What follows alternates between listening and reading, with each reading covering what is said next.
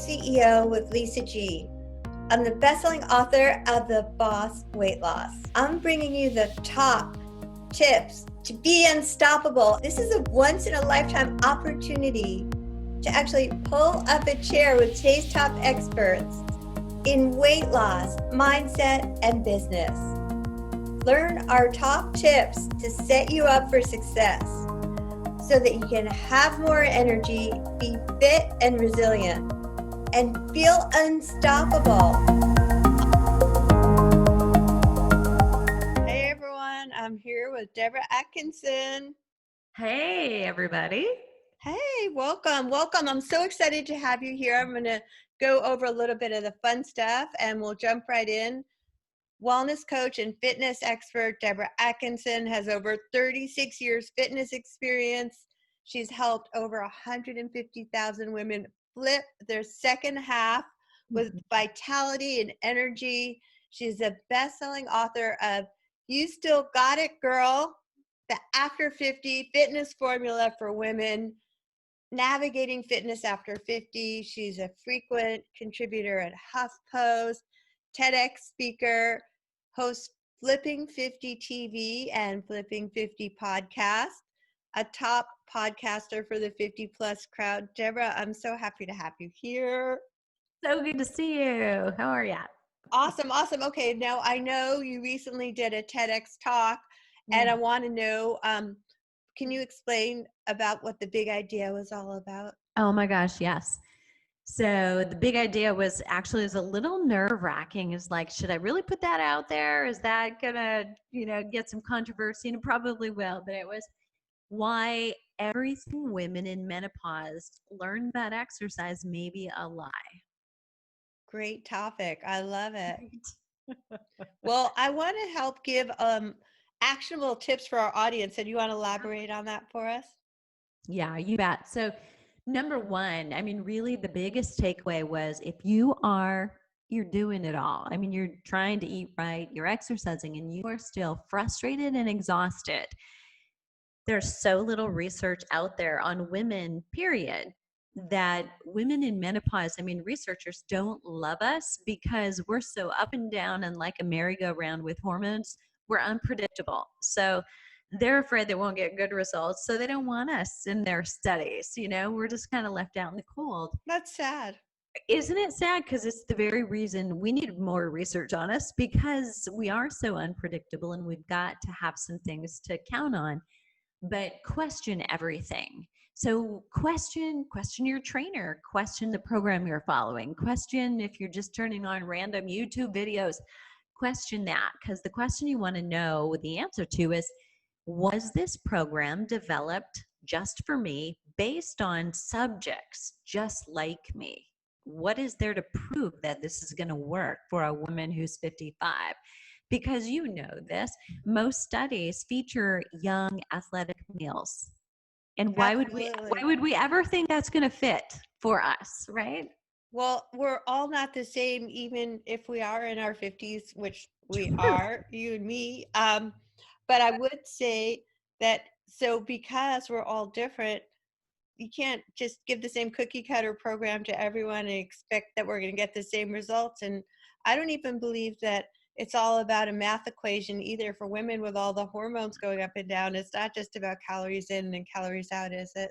No way, right? In fact, I just had a conversation about this today, and that too gets people stirred up because they still want to believe. And, I find this really hard to bite my tongue sometimes, but it's better to take the high road and just point out the things and let them go. But we have to balance those hormones.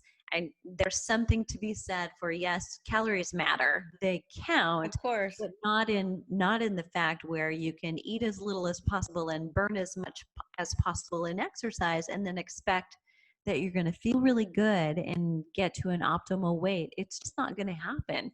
And I think historically, every woman listening, watching will be like, yeah, you're right. That never did work for me. And when I got there, all I could think about is, how am I going to keep this off? How am I going to not gain this weight again? Right? We're never feel good about it when we get there like that.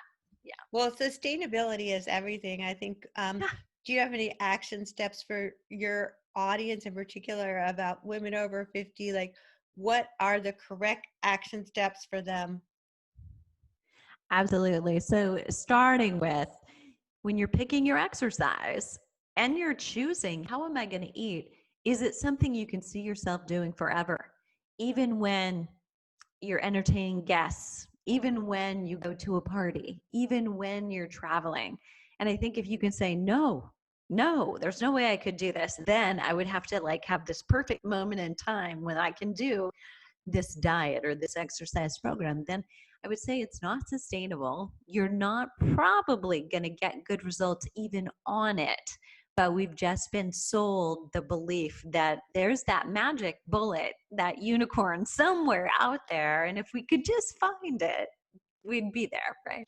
So it has to be a lifestyle change. I love that. So January, the theme of the year, and every January in fitness is all trends and fads.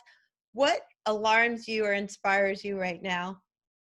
I one of the things I see a lot of women doing is, picking something like, and I hate to throw anything under the bus, but I'm going to. Okay, so that looks like bar exercise. And I want to tell you, first of all, in my defense, okay, if you're throwing eggs at me right now, I was a dance minor in college, so I'm a dancer. I love it, but even then, at 22, I knew that for dancers, they're old when they're 30, right? And there's a reason for that. It's hard on your body. And a lot of times, the positions that we do in dance shorten the very muscles that we suggest that you're going to be toning. It's impossible to tone your booty doing certain exercises that you're doing in bar. And so, there's a safe way. I do think if you have a great instructor who's modifying for you, I think anything you do is as good as the teacher and the trainer that you've got watching you and modifying for you. It's back to what you said.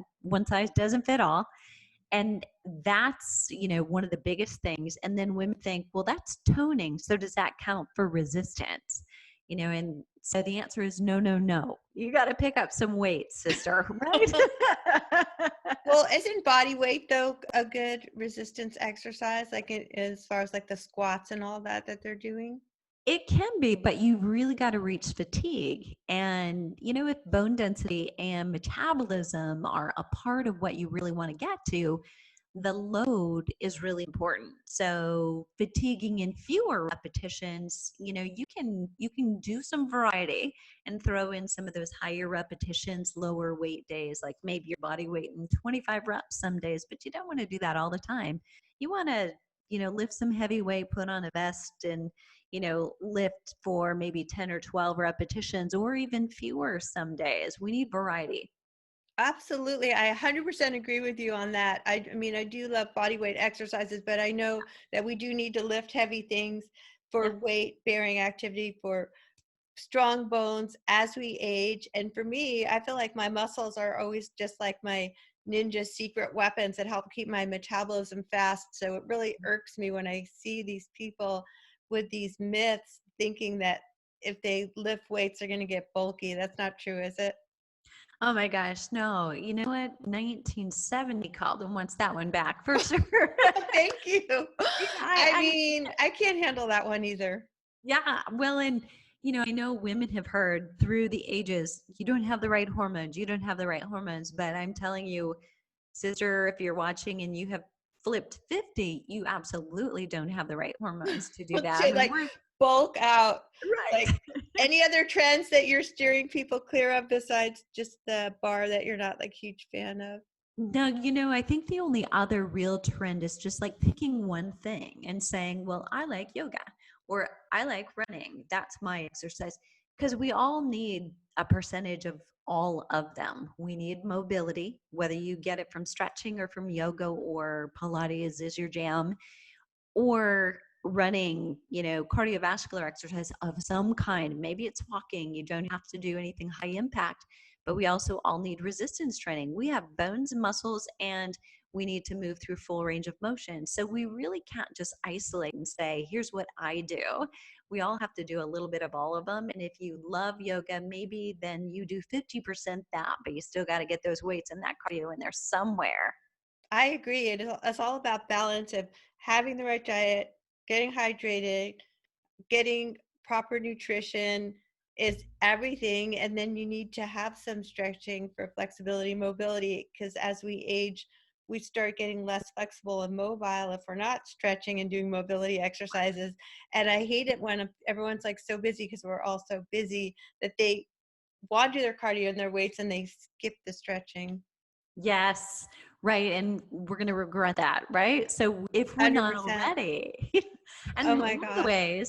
one of the ways we regret it is the movement itself stops being comfortable, right? Because we lose some of that mobility and then we start compensating and things start not feeling good. So sometimes I think stepping back, maybe doing a little bit less of the strength training, a little bit less cardio, and a little bit more mobility work can get you back to a point where you feel like, I want to move more, because it actually feels good to move more now. For me, it does. I love it. And I know that New Year's resolutions are like number one or number two for most people is usually a weight loss. Oh, yeah. And then within 3 weeks, and certainly by now, they're already starting to fade. So I know we could probably talk for days about mistakes and this, and what are some of the biggest for women in menopause, your audience, for sure. So what mistakes are holding them back? Flipping your world upside down, I think right away, January 2nd, right? Or you come back from vacation or traveling, it's January 5th for you. But all of a sudden, change the nutrition, change the exercise, and then we just put the bar so very high. We make it almost absolute that we will fail, right? Absolutely.